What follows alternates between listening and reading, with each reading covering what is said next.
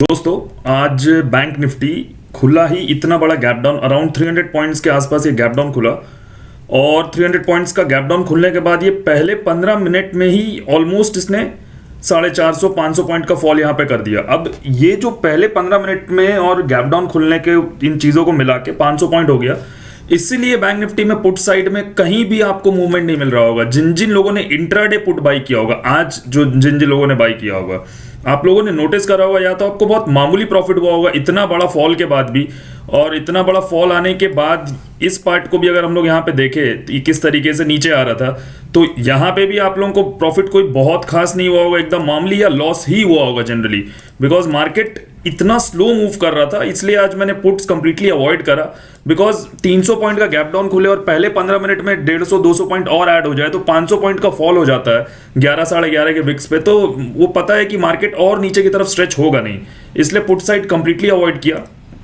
यहाँ पे मुझे समझ में तो आ रहा था कि मार्केट में एक पुल बैक जरूर आएगा, और उसी पुल बैक के कारण मैंने एक कॉल साइड अटेम्प्ट करा था ऑलमोस्ट जस्ट अ सेकेंड। इस पॉइंट पे कहीं मैंने कॉल एक डाला था अपने ग्रुप पे 44,000 का, 15 रुपए पे डाला था। 30 का पहला टारगेट था, बट वो 25 से फिर रिवर्स कर गया। अब आप इस पॉइंट पे मैं आपको एक चीज दिखाता हूँ। यहाँ पे 150, 155 के आसपास हम लोग एक काम करते हैं, निफ्टी के साथ इसको थोड़ा सा कर लेते हैं। आप देखिए इस पॉइंट पे मुझे रिवर्सल दिख गया था, और मैंने निफ्टी इसलिए नहीं करा बिकॉज बैंक निफ्टी की एक्सपायरी थी, तो मुझे लगा रिवर्सल आएगा तो फास्ट इसमें आना चाहिए। अराउंड यहाँ पे बोल रहा हूँ ना मैं, आप देखो यहाँ पे आप अपने राइट साइड वाले स्क्रीन पे देखो, आपको निफ्टी दिखेगा, और कर्सर 150 पे देखो। ऑलमोस्ट इस पॉइंट पे मुझे निफ्टी और बैंक निफ्टी दोनों में रिवर्सल समझ आ गया था, बट मैंने ट्रेड लिया निफ्टी में, सॉरी बैंक निफ्टी में, जस्ट बिकॉज कि आज बैंक निफ्टी की एक्सपायरी थी। बट अल्टीमेटली हुआ क्या कि निफ्टी तो यहाँ से पूरा का पूरा डे हाई के पास चला गया, और मेरा एक्सपेक्टेशन सेम था बैंक निफ्टी को लेके कि ये यहाँ से इस पॉइंट से ये डे हाई के पास चला जाना चाहिए, बट ये नहीं हुआ और ये हो गया। कोई बात नहीं, तो मामूली सा 5 पॉइंट का ही एसएल इसमें गया था। 15 से 25 तक गया, और 25 से घूम के जब दोबारा आने लगा 10 रुपीज़ पे एसएल लगा रहा था, 5 पॉइंट का एसएल, कोई इसमें प्रॉब्लम नहीं, मैक्सिमम तो प्रॉफिट बुक हुआ ही है इस पे। अब देखते हैं कि कल हम निफ्टी बैंक निफ्टी में किस तरीके से ट्रेड करेंगे, क्या रह सकता है कल निफ्टी की एक्सपायरी है। तो गाइज निफ्टी आज क्लोज होता है अपने डे हाई के आसपास। अब कल अगर निफ्टी गैप अप खुलता है या ऊपर की तरफ कहीं भी खुलता है, तो एक पॉइंट को यहाँ पे हमेशा ध्यान रखिए। मैं एक बार इसको आर्ली टाइम फ्रेम पे लेके चलता हूँ, आपको दिखाता हूँ कि यहाँ पे रेजिस्टेंस किस तरीके से एक्ट करेगा। अब देखिए यहाँ पे 6 सितंबर के आसपास भी यहाँ पे ये सपोर्ट की तरह एक्ट किया था। यहाँ पे 28 सितंबर को भी ये सपोर्ट बना था, 3 अक्टूबर को ये सपोर्ट बना था। अब ये रेजिस्टेंस की तरह एक्ट करेगा 19,490 और 19,500 ऑटोमेटिकली एक रेजिस्टेंस होगा, बिकॉज वो राउंड नंबर है। एक्सपायरी के टाइम राउंड नंबर थोड़ा वियर्ड तरीके से बिहेव करता है, बिकॉज उसके नीचे है तो चांसेस है कि यहाँ पे टॉप पे आएगा, ये रेजिस्टेंस की तरह एक्ट करेगा। और ये जो इतना बड़ा गैप डाउन खुला है 3 अक्टूबर से लेके ये आज वाले 4 अक्टूबर में, ये जो गैप डाउन है 19,520 तक, ये पूरा जोन इसके लिए एक रेजिस्टेंस जोन की तरह एक्ट करेगा। याद रखिएगा इस चीज को।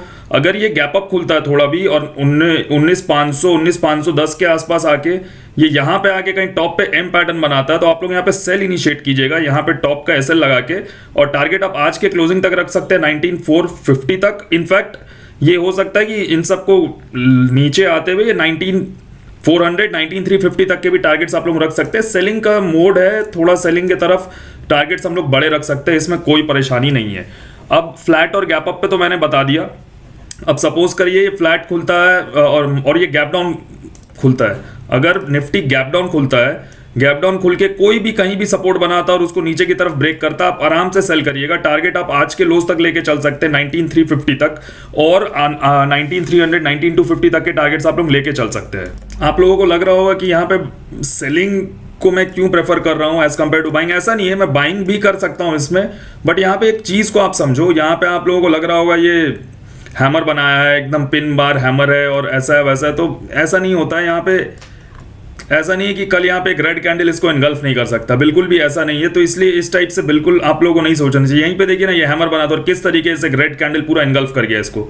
तो ये हैमर और इन चीज़ों से नहीं होता, लेवल्स पे होता है, किन लेवल्स पे मार्केट खड़ा है और कहाँ पे मार्केट में किस तरीके का रिएक्शन आ सकता है। अगर ये गैप डाउन खुल जाता है और मैंने आपको बता दिया एक सपोर्ट ब्रेक करता है नीचे की तरफ, आप लोग सेल कर लो, बाई एकदम कर सकते हैं बाई।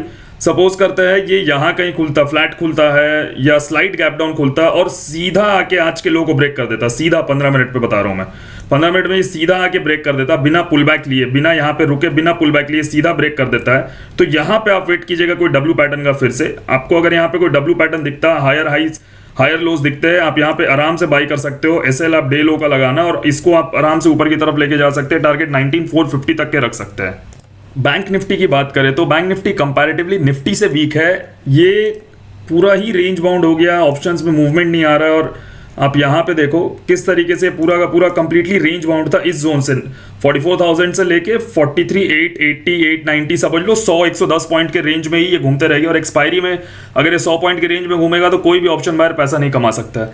अब यहाँ पे हम लोग क्या कर सकते हैं, यहाँ पे देखो सिमिलर एकदम सिंपल सी चीज़ है, अगर ये गैप अप खुलता है तो गैप अप खुलता है तो इसके लिए मल्टीपल रेजिस्टेंस अपसाइड मिलेगा। ये सबसे पहला रेजिस्टेंस जहाँ पे ये ओपन हुआ था, यहाँ से डायरेक्ट फॉल आया, शार्प सेलिंग एरिया है ये हो गया पहला रेजिस्टेंस। देखो अब ये सारे दूसरे रेजिस्टेंस हो गए, यहाँ पे एक ट्रेंड लाइन भी आ रहा है, जस्ट अ सेकेंड मैं आपको दिखाता हूँ एक ट्रेंड लाइन यहाँ पे। तो मल्टीपल रेजिस्टेंस है अपसाइड, इतने आसानी से ये ऊपर की तरफ नहीं जा पाएगा, याद रखिएगा। ये देखिए यहाँ पे ट्रेंड लाइन भी आ रहा है, ठीक है। तो ये अगर गैप अप खुल जाए ऊपर की तरफ तो सबसे बेस्ट सिनेरियो यही बनता है कि ये 44,100 या 44,200 के आसपास आके या कहीं पे भी आके ये एम पैटर्न बने और यहाँ पे हम लोग सेल इनिशिएट कर सकते हैं। मेरा बेस्ट केस सिनेरियो होगा यहाँ पे, और टारगेट यहाँ पे अच्छा खासा हम लोग 44,000 तक रख सकते हैं। और इनफैक्ट हम लोग फिर आज के लोज के नीचे भी टारगेट को एक्सपेक्ट कर सकते हैं, इसलिए बेस्ट केस सिनेरियो है। ऊपर की तरफ निकलना इसके लिए अभी टफ है। कहाँ तक टफ है? टफ अकॉर्डिंग टू मी इस पॉइंट तक टफ है बैंक निफ्टी के लिए, जब तक ये इस गैप को तरीके से फिल ना कर ले। बिकॉज यहाँ पे रेजिस्टेंस है, आप देखिए यहाँ रेजिस्टेंस आएगा, यहाँ रेजिस्टेंस आएगा, इस जोन पे रेजिस्टेंस आएगा, फिर यहाँ रेजिस्टेंस आएगा। और जिस तरीके से प्राइस अभी बिहेव कर रहा, बायर्स में उतना पावर नहीं है कि वो एक दिन में इतने सारे रेजिस्टेंस को ब्रेक कर दे, इसलिए गैप अप खुल के ऊपर की तरफ जाता है। एम पैटर्न देखिए और वहां पे आप सेल इनिशिएट कीजिए तो ज्यादा बेटर आपको यहाँ पे ट्रेड मिल पाएगा।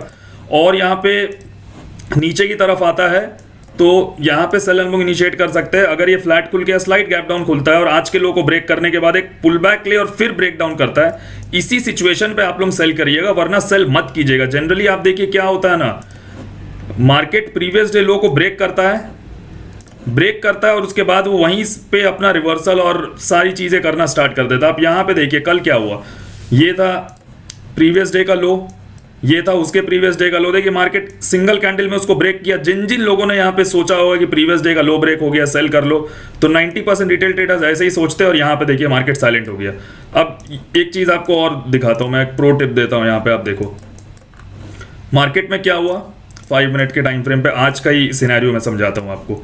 यहाँ पे देखो ये मार्केट ने गिरते हुए मॉर्निंग में पहले 10 मिनट पे ये लो लगाया, ये लो लगाने के बाद मार्केट यहाँ कंसोलिडेट करता है। जैसे ही इसको ब्रेक डाउन करता है, यहाँ पे बहुत लोगों ने सेल बनाया होगा। जो लोग इस वीडियो को देख रहे हो, मेरे को लगता है 70-80% पर्सन यहाँ पे सेल किया होगा। यहीं पे देखिए किस तरीके से ट्रैप होकर ऊपर आ गया।